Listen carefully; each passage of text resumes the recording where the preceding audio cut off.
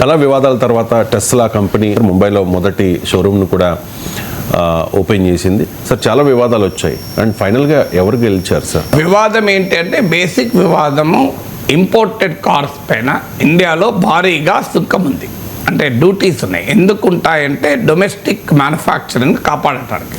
ఇప్పుడు విదేశీ కారు చౌకగా వచ్చి ఇండియన్ మార్కెట్లోకి వస్తే ఫారిన్ కార్లు మన కన్జ్యూమర్స్ కొంటుంటారు. కన్జ్యూమర్కి ఏది కావాల్సింది, ఏది చీప్ అయితే అది కొంటాం.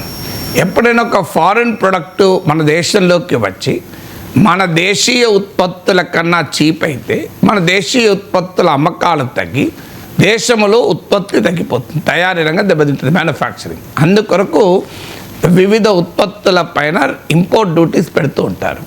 సో అందులో ఈ లగ్జరీ కార్స్ పైన, ఇంపోర్టెడ్ కార్స్ పైన భారీగా దిగుమతి సుంకం ఉంటుంది, ఇంపోర్ట్ డ్యూటీ ఉంది. దీన్ని ట్రంప్ వ్యతిరేకిస్తున్నాడు, మస్క్ వ్యతిరేకించాడు. దీనివల్ల మేము భారత మార్కెట్లో అమ్ముకోలేకపోతున్నారు అని ట్రంప్, మస్క్ లాంటి వాళ్ళు ఎప్పటి నుంచో వాదిస్తున్నారు. ఇదే కాకుండా హార్లీ డేవిడ్సన్ బైక్స్ పైన, టెస్లా లాంటి కార్ల పైన. సో అందువల్ల ఆ ఇంపోర్ట్ డ్యూటీస్ను తగ్గించాలనేది మన Trump demand, Elon Musk demand. ఇది ఆల్రెడీ బడ్జెట్లో తగ్గించారు. భారత ప్రధానమంత్రి అమెరికా వెళ్ళే ముందు, ట్రంప్ మిత్రుడు కదా అప్పటికి, ఇంకా ఇలాన్ మస్క్ ట్రంప్ల మధ్య జబర్దస్తి బంధం నడుస్తున్న కాలం. సో ట్రంప్ను మెప్పించడానికి ఇలాన్ మస్క్ను మెప్పించాలి, ట్రంప్ను ఒప్పించాలంటే ఇలాన్ మస్క్ను మెప్పించాలి అని బడ్జెట్లోనే ఈ లగ్జరీ వెహికల్స్ పైన భారీగా సుంకాన్ని తగ్గించారు, అరౌండ్ 70%. ఇప్పుడు ఇంపోర్టెడ్ కార్స్ పైన 60% to 100% మధ్యలోనే ఉంది. సో భారీగా తగ్గించడంతోనే టెస్లా మొదటి విజయం. అంటే అప్పటిదాకా భారత ప్రభుత్వం మా దేశ మ్యానుఫ్యాక్చరింగ్ని కాపాడుకోవాలి కనుక ఇంపోర్టెడ్ కార్ల మీద భారీగా సుంకాలు వేస్తాం, అదే మా ఎసెన్షియల్ ఇంపోర్ట్ కాదు, ఏం విదేశీ కార్లు లేకపోతే భారత ప్రజలకేం తలకిందులు కాదు, అదేమే క్యాన్సర్ డ్రగ్ కాదు, అదేం లైఫ్ సేవింగ్ ఔషధాలు కాదు కదా. సో కానీ అమెరికా ఒత్తిడి, ట్రంప్ ఒత్తిడికి మనం అంగీకరించి మోడీ ప్రభుత్వము బడ్జెట్లోనే ఈ లగ్జరీ వెహికల్స్ పైన ఇంపోర్ట్ డ్యూటీ తగ్గించారు. అదే ఇలాన్ మస్క్ మొదటి విజయం. ఇక టెస్లాకు, గవర్నమెంట్ ఆఫ్ ఇండియాకు చాలా రోజులు చర్చలు జరిగాయి. ఈ చర్చల్లో టెస్లా డిమాండ్ ఏంటంటే మేము ఇంపోర్ట్ చేసుకొని కార్లు అమ్ముతాం, కానీ భారత ప్రభుత్వం ఏం డిమాండ్ చేయాలంటే లేదు, భారతదేశంలో మీరు మ్యానుఫ్యాక్చర్ చేయాలి, ఇది మన డిమాండ్. ట్రంప్ దాన్ని తీవ్రంగా ఆక్షేపించాడు.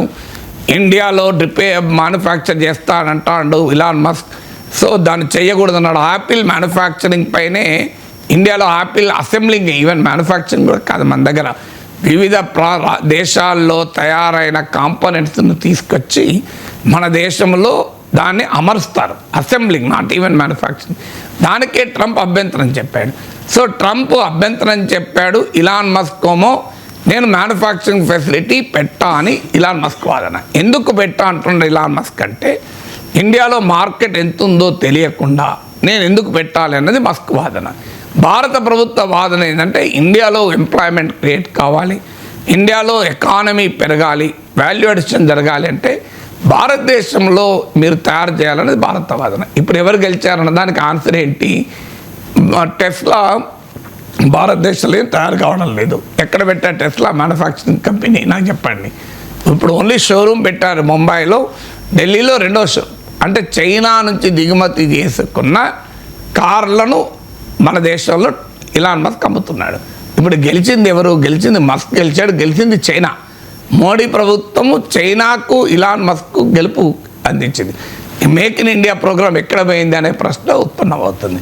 అందులో చైనాలో తయారైన కారు, అంటే ఇక్కడ కనుక ఒక టెస్లా కారు మనం కొంటే చైనాలో 10 మందికి ఉద్యోగాలు దొరుకుతాయి, మనకు కాదు.